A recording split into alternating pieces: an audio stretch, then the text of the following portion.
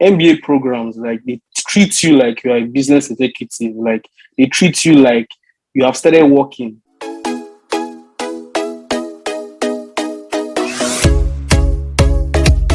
So hi guys, welcome to my channel. My name is Jean and I am an international student doing my PhD here in the US. And today I have a guest. Ajay is also an international student doing his MBA at the University of Alabama here in the US.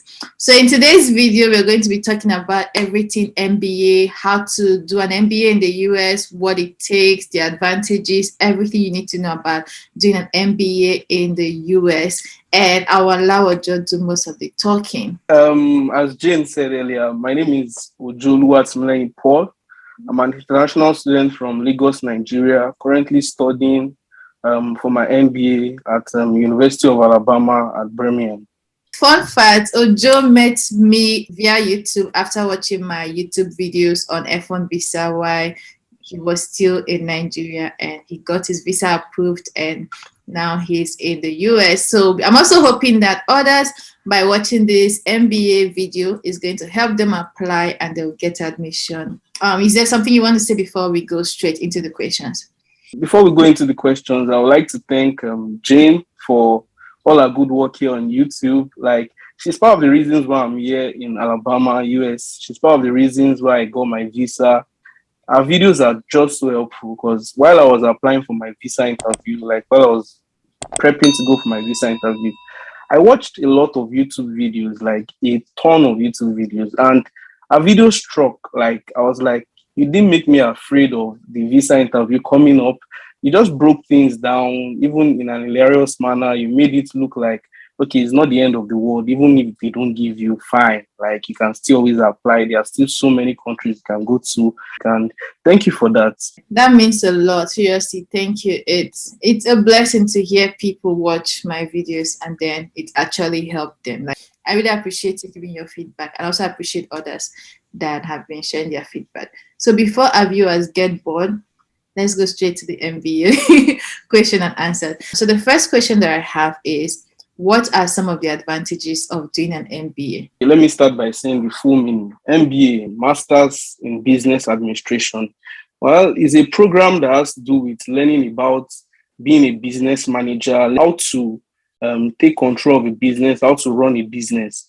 COVID-19, for example, really hit so many businesses. Like, so many businesses that were not strong enough to withstand the pressures of COVID-19. Like, so many businesses that cannot do their day-to-day businesses remotely closed down.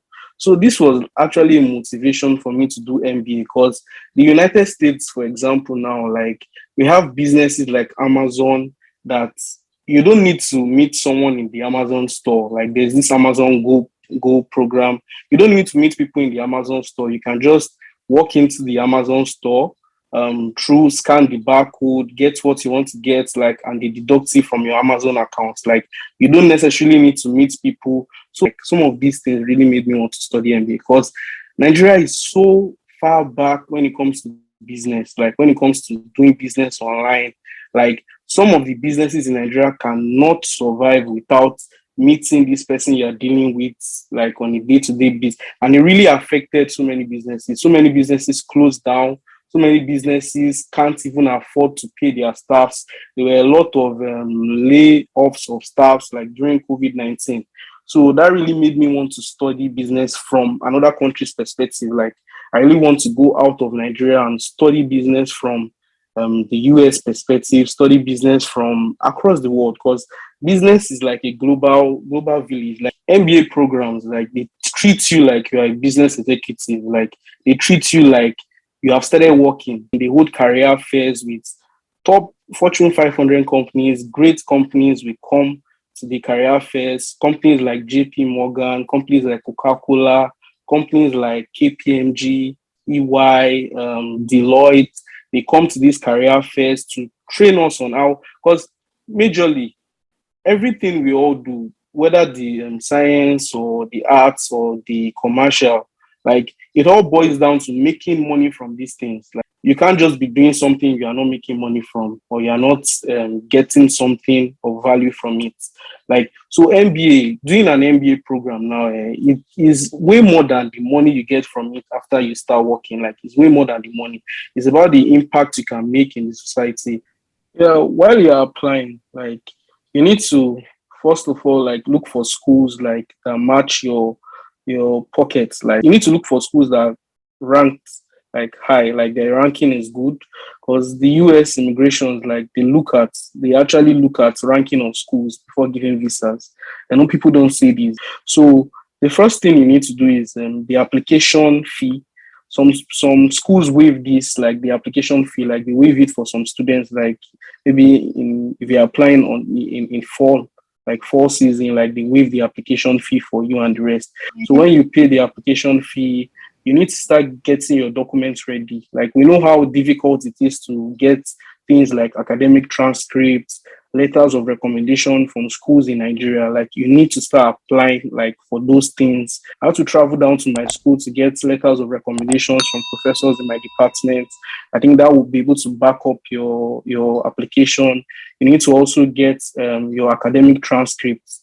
You need to get a soft copy of the academic transcripts, that's the unofficial academic transcripts.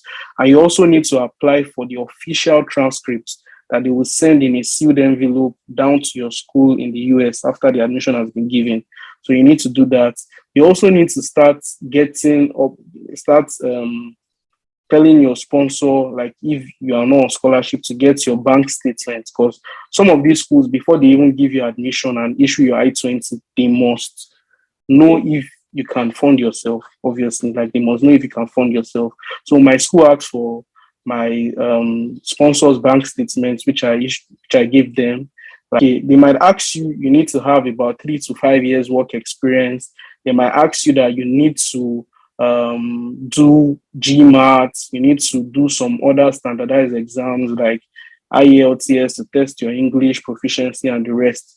But these things, I know for IELTS for sure that IELTS is waived for Nigerian students. Some schools might not waive it. You might need to send an email to the admissions board that you did your undergrad in English, obviously. So you don't need to write an exam proving that you can speak English or you can communicate in English. So they will waive that for you. I know of a friend that had to write a detailed email to the admissions board and they waived IELTS for him. Like, he didn't have to write it. So as for GMAT is largely dependent on the school. Like, some schools make it compulsory. Like, if you want to do an MBA program, you must write GMAT. What will make you do GMAT is if you have like a good grade in your undergrad, like ranking it with US academic score ranking. Like, you must have like a minimum of 3.0 US academic ranking. Like, if you have that, you don't need to do GMAT.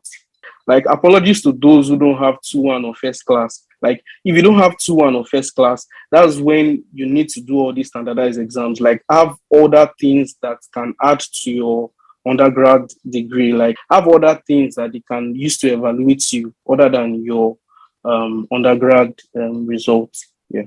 Yeah, scholarship for MBA, like scholarship is not a course related thing. Like, irrespective of your course, you can get scholarship. I'm not on scholarship, so I don't really know how it works. But I know you can. Like, while I got here, I got an email that a very important like personality in that was instrumental to making the School of Business in my school possible. I think he passed away.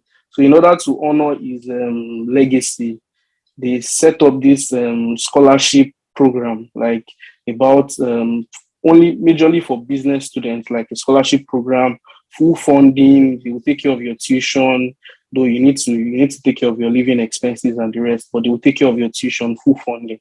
So, but I was not privileged to this information like when I was applying. Yeah, sure. There is provision for student loan, like irrespective of whether you are an international student or you are a native student, like you can take loans. The school gives out loans. Like, there are so many other agencies that give out loans. Like, it's not only the school. You can take, but the issue with taking loans is that to pay back is I know when you finish your schooling, you have a job and the rest. But our advice people or international students not to take loans. Like, if you don't have money, you can opt in for it. Like you can opt in for the loans. And again, like a thing they do in my school is if you have exceptional, like if your grades are so good, like so good, they'll put you in the honors list. And trust me, if you're on the honors list, they can sponsor your academics like right from that point. Like they can take it on. The thing is, you might just have to take on maybe probably the first year of your schooling, and they will take it on from there. They have a good grade, Wow. like they can take it on from there. Like they really appreciate people with good grades in this school. Yeah, the advice I would like to give anyone that wants to apply is number one, even if you don't meet the requirements, still apply. Like don't let the requirements like deter you from applying. Like, don't let the requirement deter you from applying. Still apply, even if you don't meet some of these requirements, because you might just be surprised that things might just work in your favor, and they might just be like, okay, we are waiving this for you and waiving that.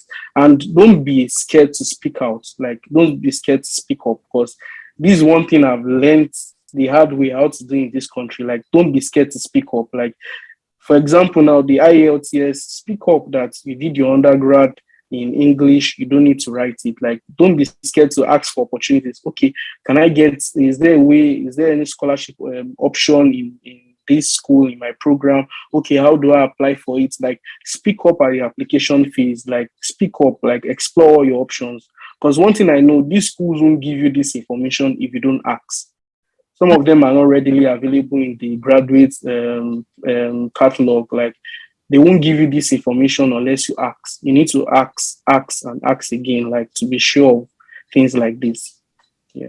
Yeah, thank you so much. I think this was like really short, I hope, and I hope that this video will help people, encourage them to apply, that no matter where you are in the country. Ojo was in Nigeria when he applied for his MBA. I was in Nigeria when I applied for my PhD. So no matter where you are, there are like funding opportunities for you in the US and some other countries. I encourage people to always pursue their dream. Don't feel like you are limited. Like Ojo said, that you need to speak out, you need to look for those things. Some of the things, some of this funding, you will not get them until you ask for them. So there's a video that's going to be live before this video. That's where I shared my experience on how I got into my school. In that video, I talked about how I was able to get grants to even apply. And I got it because I looked for it, because I asked people, I asked someone and she told me. So you just need to, you can't just, don't feel like you are limited. Now I'm talking to like people watching. If you want to pursue your dream, if you want to study, further your studies, or maybe you're an undergraduate, you want to do your undergrad in the US or wherever, don't feel like there's many opportunities. You just have to look for it. Do you understand? You have to look for it. If you look for it, you will find it, and take chances you get. Try out as many as one day, someday, somehow, one of them will work for you. So thank you so much, Oja. I really, really appreciate you for coming to make this video. Seriously, I am so grateful. And I know that it will help a lot of people.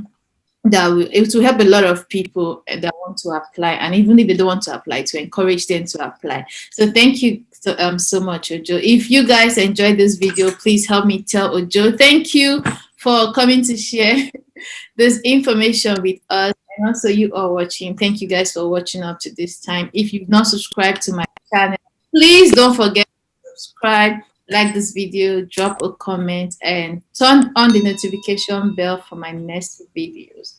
Thank you.